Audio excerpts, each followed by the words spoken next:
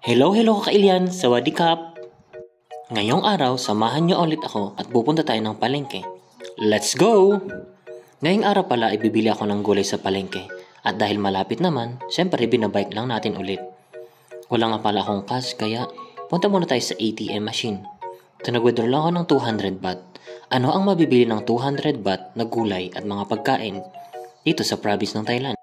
At dahil gusto ko talaga ng gulay at pampahaba din ng buhay, at nakita ko kaagad ang patatas. Sarah, magbalat ka na ng patatas! Char. Habang nagtingin-tingin ako at pagkatapos kong bumili ng patatas, nakita ko din itong sitaw. Dahil mura naman, kumuha na din ako. Dahil gulay is life, syempre kumuha din tayo ng repolyo. At alam nyo ba na ang repolyo ay pampatanggal ng kuto? Char. Magkakatabi pala yung mga gulay dito, kaya nung nakita ko tong kamatis, naisip ko na magluluto ako ng kamatis na may itlog. Sarap kaya yun, lalo na sa umagahan. Ito na pala Kailian yung mga gulay na nabili ko. May repolyo, patatas, sitaw at syempre ang kamatis. Pampaganda ng kutis. Char.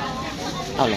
135จ้ะจะอมใหม่กันหมดทุกคน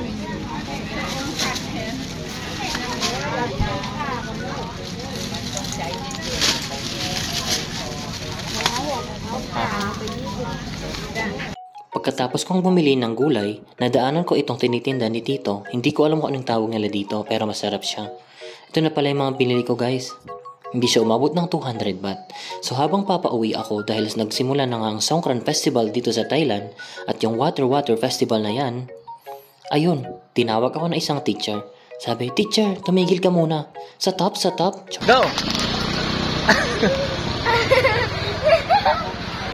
Buti nga hindi pa ako binasa. Ayun, pahid-pahid lang. Thank you for watching Kailian. Sawadikap. Happy Songkran Festival, Thailand.